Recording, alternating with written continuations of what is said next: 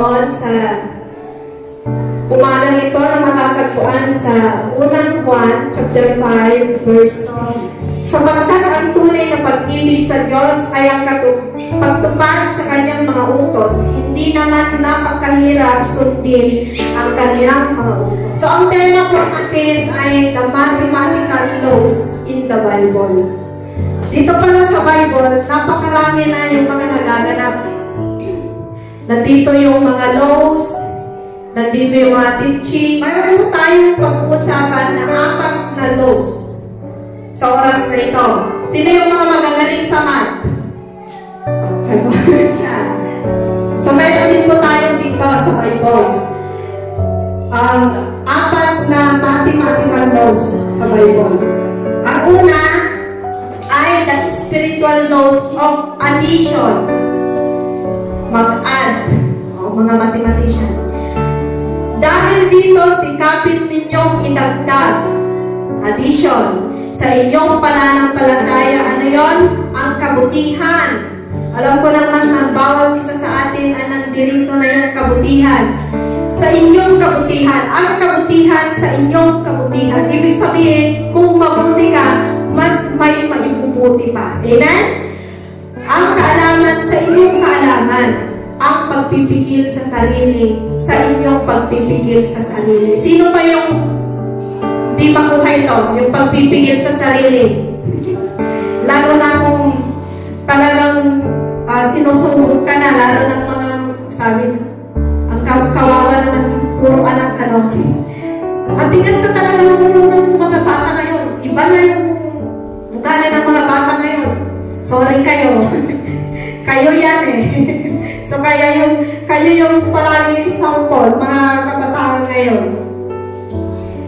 Totoo mga kapatid, na kapag hindi mo na makontrol yung galit mo dahil sa ginawa ng anak mo o kung sino man, nagkakasala na tayo. Sino po dito yung kapag nagkakasala ay nagkakabitaw na ng hindi maganda na salita? Wala. Ano ba dapat idagdag upang tayo'y lumago? Ito na naman, paglago na naman po ang sinasabi ng ating Panginoon. Idagdag natin ang mga katangian ni Kristo sa kaibuturan ng ating pagkatao. Tulad ni Hesus Kristo. Yun po ang unang-unang idagdag natin sa ating pagkatao. Ang tulad, alam ko na bawat isa sa atin, alam natin yung karakter ni Hesus Kristo, kung sino siya. Idagdag din natin ang kabutihang asal. Kahit po Kristiyano ngayon, pero wala dito, nandun sila.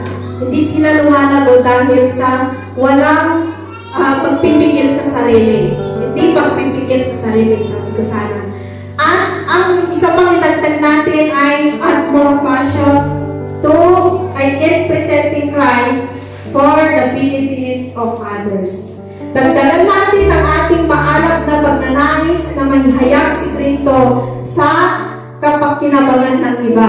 Ito po yung ginagawa natin. Naidagdag na yung nagsishare tayo ng salita ng Panginoon, yung nagbabahay-bahay tayo para i-share ang salita ng Panginoon.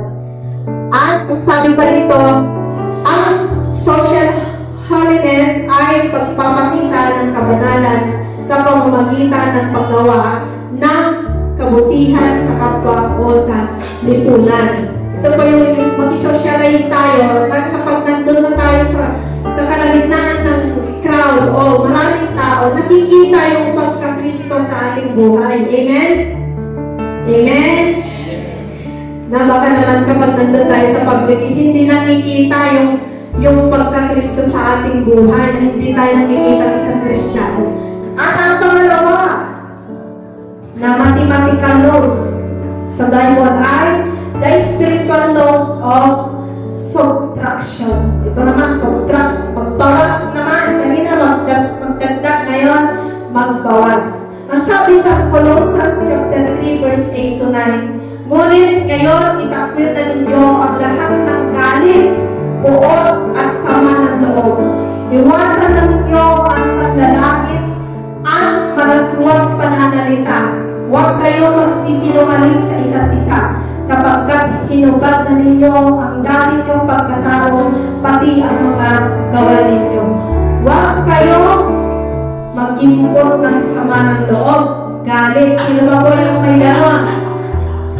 Na hanggang ngayon, mga 20 years, 30 years, andun pa rin yung galit. Dapat wala na kasi Kristiyano tayo. Ano ang mga dapat nating itakwil o alisin sa ating buhay upang tayo lumako sa ating pananampalataya? Una, get rid of negative emotion. Itakwil ang mga negatibong emosyon. Hindi ninanais ng Diyos na ang ating buhay sa mundo ito ay magiging punong-puno ng pagdurusa. Amen? Hindi kasama sa kanyang plano na tayo ay mabuhay na may mga mabigat na karamdaman. Ang gusto ng Panginoon, lagi tayong magaan. Amen? Lagi magaan ang ating buhay, walang iniisip kundi magpuri lang sa Panginoon.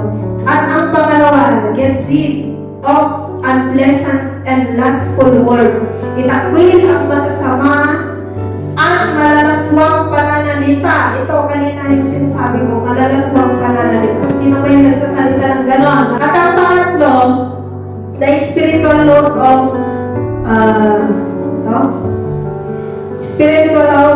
of division. Pag-divide naman to. So tayong mga Kristiyano, ito naman po yung para sa atin. Sa Gawa chapter 2, verse 44 to 45, nagsasama-sama ang lahat ng sumasampalataya at ang kanilang mga hari-harian para sa kanilang lahat. Ipinagbibili nila ang kanilang mga hari-harian at ang napagbilihan ay ipinamahagi sa bawat isa ayon sa kanyang pangangailangan. So, sabi dito, divide and distribute the wealth of God from God. Ipamahagi ang mga yamang mula sa Diyos. So, purihin ang Panginoon. Kasi ginagawa natin ito. Amen? So, namamangha na lang kami kapag nagre-record si Auntie Tess. Wow! Ganun pala yun. Ang laki naman. So, doon ko lang nakikita na yung yaman ninyo ay ibinabahagi nyo sa gawain ng Panginoon. So, kapag pumunta ko kayo sa taas ngayon, namamangha ka na, paano kaya nagawa ito? Ang ganda na. So, dito mo nakikita na talagang ginagawa natin yung gusto ng Panginoon. Yung ibahagi natin ang ating yaman sa kaharian ng ating Panginoon. So, hindi po yan mawawala sa inyo. Amen? Yung mga pinagkakaloob po ninyo, yan ay liklik, siksik na umaapaw na pagpapala ang ibubuhos ng Panginoon sa inyo. Amen? Hallelujah! Ang sabi nito, ang paglago espiritual ay may kinalaman sa pagkakaloob. So, lumalago tayo sa ating spiritual na pamumuhay dahil sa pagkakaloob. Kung tayo ay nagkakaloob ng bahagi ng ating tinatangkilik na nagmula sa Diyos, may hahatiin at may ipamamahagi. Walang bahaging yaman ng Diyos kung hindi natin kikilalanin na tayo ay instrumento ng pagkakaloob. Divide and distribute. Pangalawa ito, divide and distribute the Word of God. Ito po yung ginagawa natin, yung mag-share ng Word of God. Isa sa mga pinakamahalagang bahagi sa ating mga pagtitipon gaya ng fellowship, worship, at iba pang gawaing Kristiyano ay ang salita ng Diyos. Lahat ng ginagawa natin ay nandun pa rin yung Word of God. Matapos ang pagkikinig at pag-aaral ng salita ay pagbabahagi ng pakinabang nito sa ating sambahayan at sa iba pang tao. Praise God sa buhay ng Timari Grace. Sabi daw ng mista niya, anong ginagawa mo sa church? Palagi kang nandun. Officer ka ba?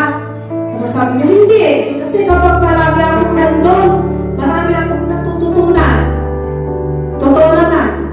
Kasi kapag may mga Bible study ka, siya yung nag-open ng topic marami siyang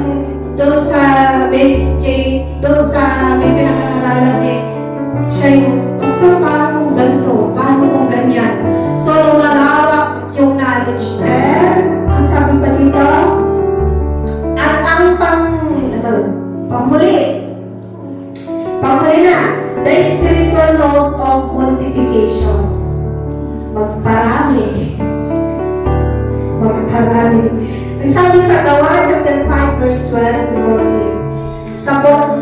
Sa portiko ni Solomon, nagtitipon ang mga mananampalataya, ngunit natatakot sumama sa kanila ang mga di mananampalataya, kahit na humahanga ang mga ito sa kanila. Samantala, parami ng parami ang mga lalaki at babae na nananalig sa Panginoon. Multiply your participation. Amazing work of Christ. Participation. Kung ang bawat tagasunod ni Kristo ay magkakaroon ng hangarin na paramihin ang kabutihan sa pamamagitan ng mabubuting gawa, magkakaroon ito ng exponential effect. Pagsasalin sa buhay ng mga tao. Ang mga tagasunod ni Kristo ay hindi tinawag upang maging observer lamang. Nag-observe. Wala. Di pa sila naglinis. Daming agil. Wala sila dito. Di ba na yung ginagawa yung mga observer? Ano itong damit niya? Di ba na nakapagpalit ng tsinelas? Ganun pa yung taga-observe lang. Pero wala namang ginagawa. Mabuti yung may magandang observer naman yung nag-o-observe. Sabi niya, mukhang kulang ang aircon na. Diba? Ang kailangan natin pintahan tong church. Yun yung magandang observer. Yung nakikita niya yung kulang sa church. Sino ba yung gano'n? Yung nag-o-observe. Parang lagi-lagi na lang yung kortina. Baka palitan na sa Alexandria. Gandang observer yun. Isa naman sa ito naman, ganun naman. What? Dapat good observer tayo. Amen? Multiply your effort and testify the word of Christ. Ang paglaganap ng magandang balita tungkol kay Kristo ay nagaganap sa aktibong pagkikilahok ng mga tagasunod ni Kristo. Ito, ulit-ulit din, makilahok tayo sa gawain ni Jesucristo. Multiply your efforts and winning souls for Christ. Ito pa yung rich program.